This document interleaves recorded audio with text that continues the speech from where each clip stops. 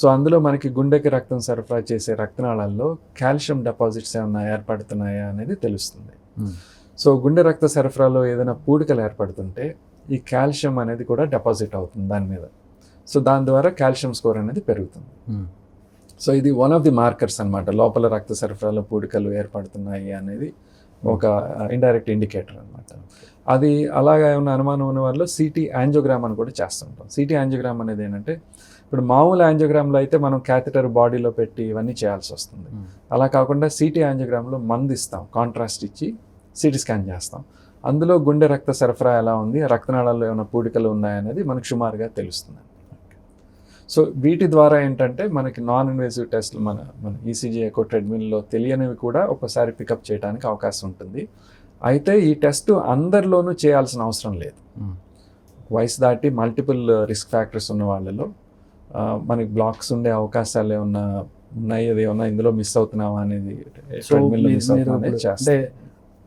కొంతమంది భయపడుతూ ఉంటారు, నాకు హార్ట్ ప్రాబ్లం వస్తుందేమో, లేదంటే హార్ట్ గురించి భయపడే వాళ్ళు చేసుకోవాల్సిన వన్ అండ్ ఓన్లీ టెస్ట్ ఏదైనా ఉందా, చేసుకోగలిగిన, నాకు ముందుగా తెలియాలి, కొన్ని ఇయర్స్ ముందుగా తెలిసిన జాగ్రత్త పడి నాకు ఇబ్బంది రాకుండా ఉండాలంట టెస్ట్?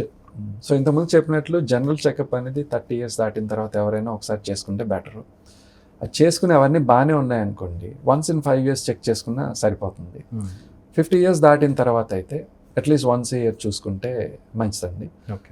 మల్టిపుల్ రిస్క్ ఫ్యాక్టర్స్ ఏమైనా ఉన్నాయనుకోండి, వాటికి మోర్ ఫ్రీక్వెంట్గా అవసరాన్ని బట్టి ఫాలో అప్. హెరిడిటరీ ఉన్న వాళ్ళకి అవసరమైన టెస్ట్ ఏంటి సార్? ఇప్పుడు వాళ్ళ ఫ్యామిలీ హిస్టరీ ఉంది, హార్ట్ ప్రాబ్లమ్స్తో చనిపోవడం, హార్ట్ ప్రాబ్లమ్స్ ఉన్న వాళ్ళు ఉండడం, వాళ్ళకి మీరు అడ్వైజ్ చేసే టెస్ట్ ఏంటి?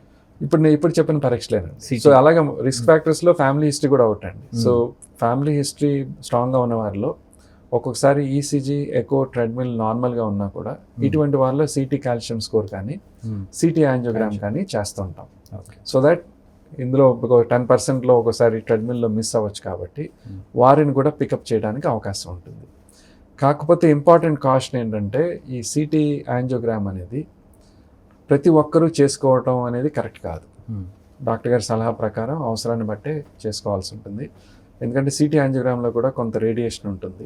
మనం ఇచ్చే కాంట్రాస్ట్కి కొంత ఎలర్జీలో వచ్చే అవకాశం ఉంటుంది. సో ఎవరికి సిటీ యాంజియోగ్రామ్ చేయాలి అనేది ఆ పేషెంట్ రిస్క్ ప్రొఫైల్ని బట్టి, ఆ పేషెంట్ యొక్క సిమ్టమ్స్ని బట్టి మనం డిసైడ్ చేసుకుంటే మంచిదండి.